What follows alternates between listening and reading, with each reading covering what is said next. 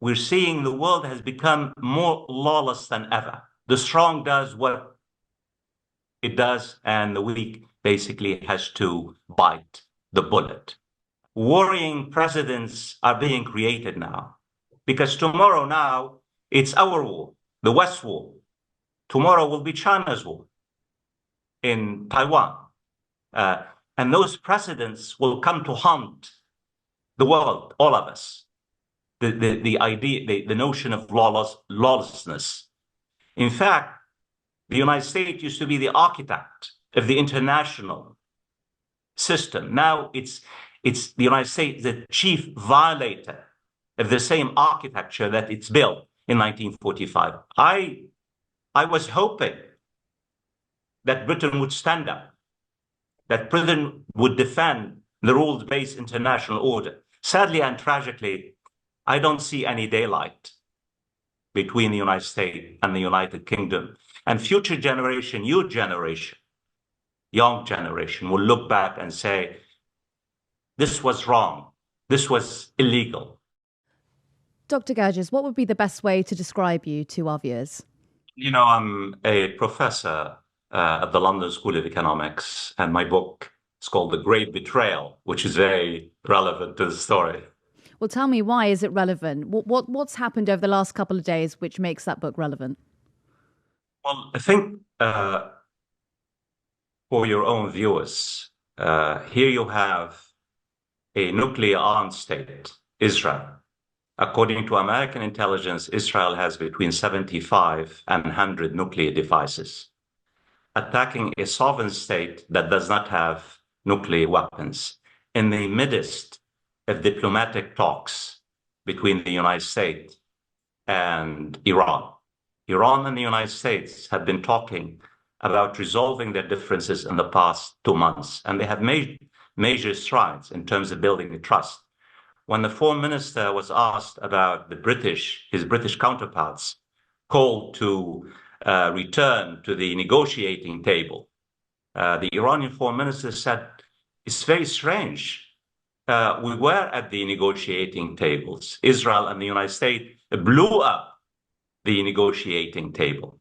In a way, really, you cannot understand what happened in the past 10 days without what I call the great deception between Donald Trump and Benjamin Netanyahu. They deceived Iran.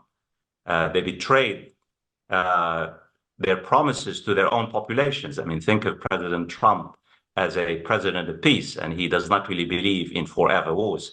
So in multiple ways, what we have seen is really not only a great betrayal, but a great deception and a great tragedy for international diplomacy. Do you think this is why the British side are almost distancing themselves from the action? You know, we've had the Foreign Secretary, David Lammy, he's been speaking this morning, making the point that this is not action that was taken by the United Kingdom. Do you think that perhaps behind the scenes we have a different view on proceedings than the US side?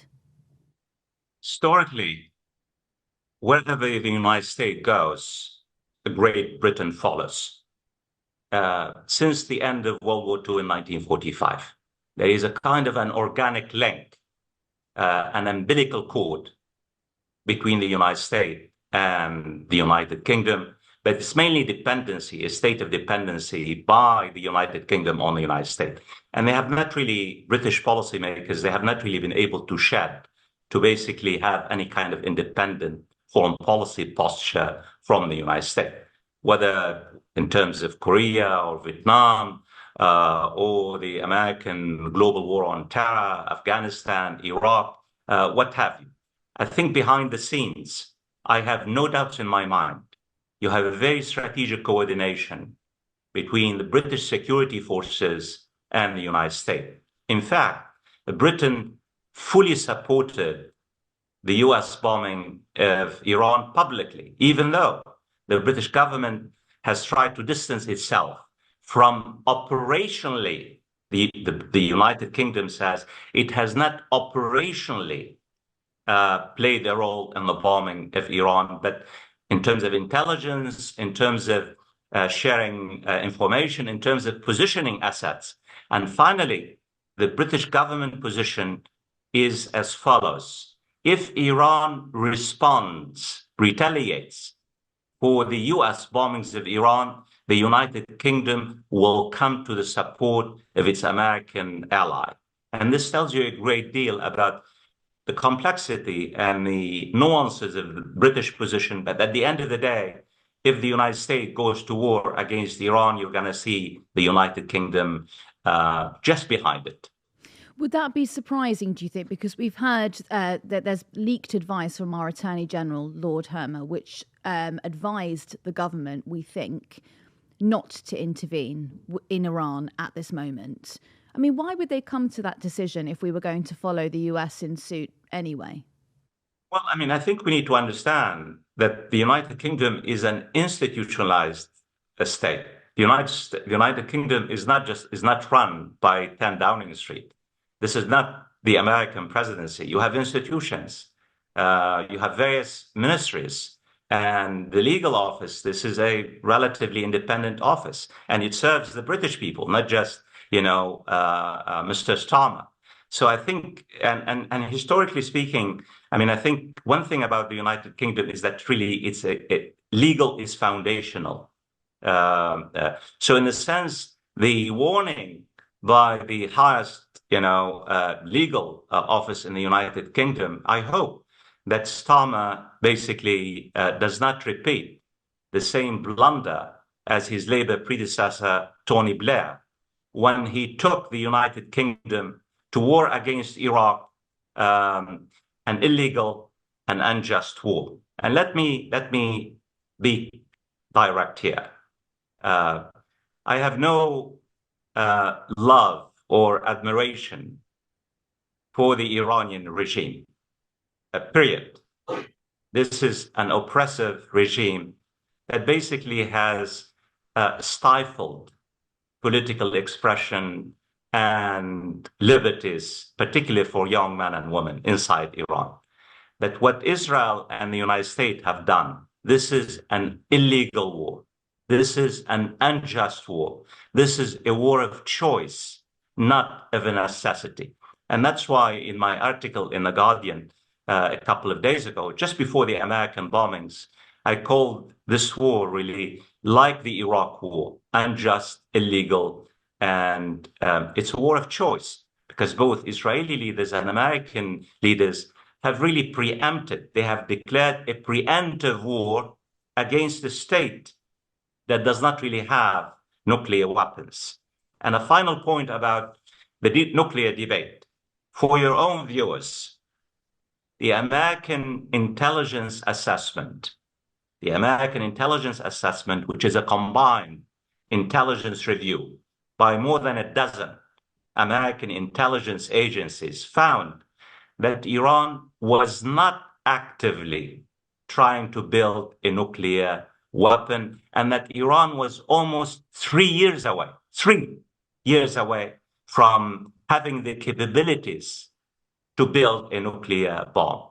Donald Trump's director of intelligence, again, the combined American intelligence community, in March told the Congress that the US intelligence does not really believe that Iran was pursuing a path to build a nuclear weapon. Again, the Atomic Energy Agency of the United Nations also found that Iran was not systematically building a nuclear bomb. So the question is, if there is almost relative consensus within the American intelligence communities and the Atomic International Agency, why would you preempt a country declare basically Iran representing a present and immediate threat to both Israel and the United States? I think there are hidden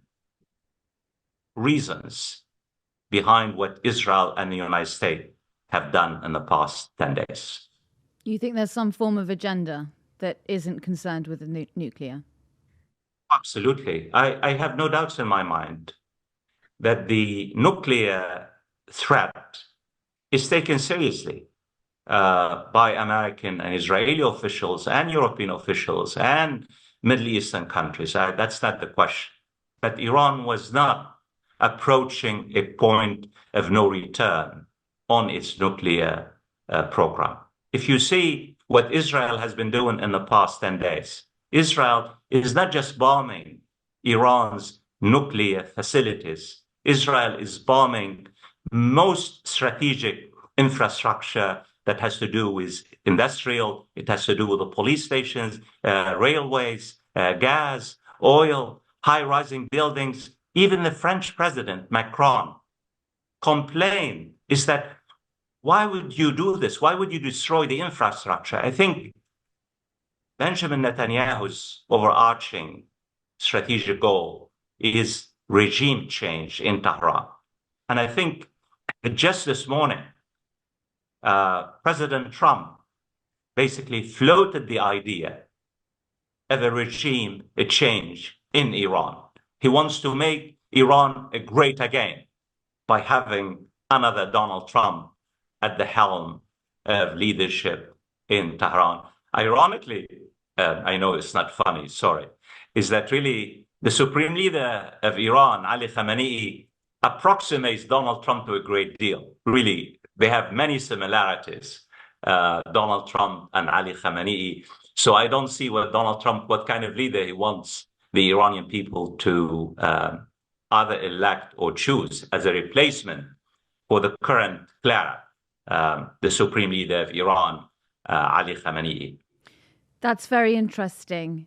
What similarities do you think that the two of them hold? And also, do you not think that there's an element of deception here? Because we were told repeatedly over the weekend by the Americans that this was an isolated action, that this was not intended to move a change of regime or to move a change of leader, that this was isolated. So do you think that perhaps the mask slipped a little bit there, where Donald Trump posted on his Truth Social platform that actually perhaps a change of leader, it's time for one? You know, you're asking really a very important question. How do I read Donald Trump's minds? Who can ever read Donald Trump's mind? You really need, physiopsychiatrists and exceptional mind readers.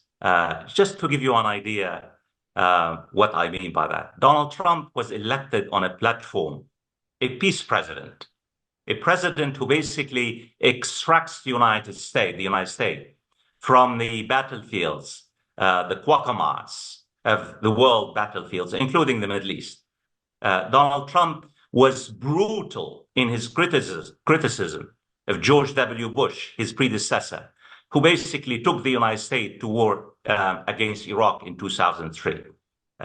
He celebrated the fact that he's a president, peace president, yet look what Donald Trump is. He's now taking the United States again and again into another one of the biggest, risky and uncertain and costly war with Iran.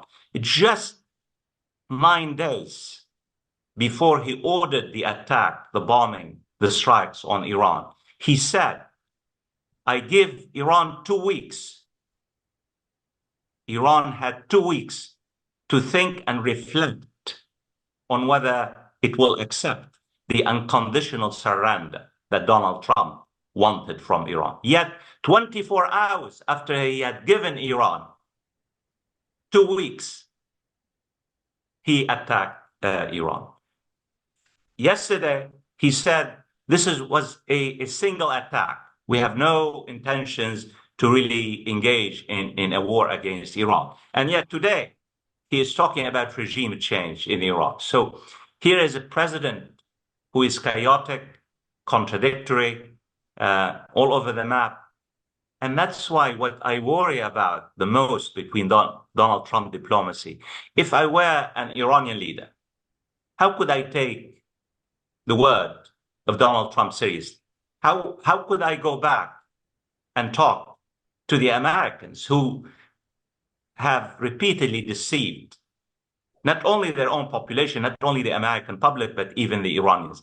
So this is a major, major problem because it tells me we are heading towards a very long, risky, uncertain, and costly battle between the United States and Israel on the one hand and Iran on the other hand.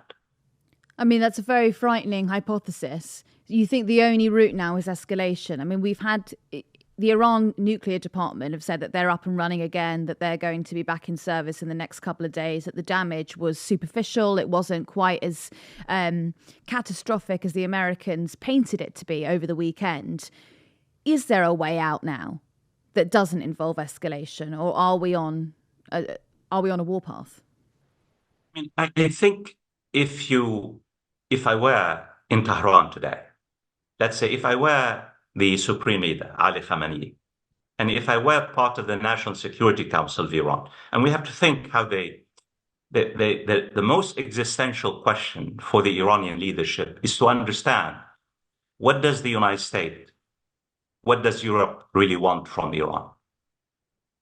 If they want basically to put an end to the nuclear program, they were talking to the Americans and they were debating and discussing and disagreeing.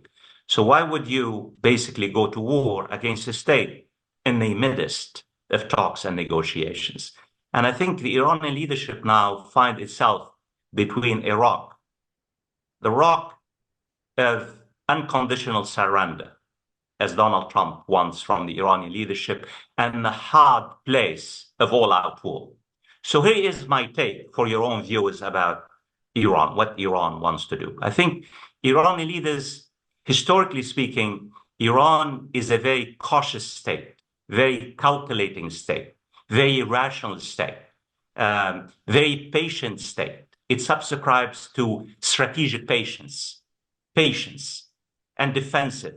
So my take on it is that the Iranian leadership will take its time. It will weigh its options. It has to respond. Otherwise, it will be discredited in the eyes of its population. But it will respond at its own choosing. And my take on it, its response will be limited against the United States, because Iran's overarching strategic aim is not to be dragged into all-out war with the United States. This has been really integral to Iran's strategic doctrine, because Iranian leaders correctly believe that Benjamin Netanyahu, the Israeli prime minister, is trying to really drag Iran into all-out war with the United States.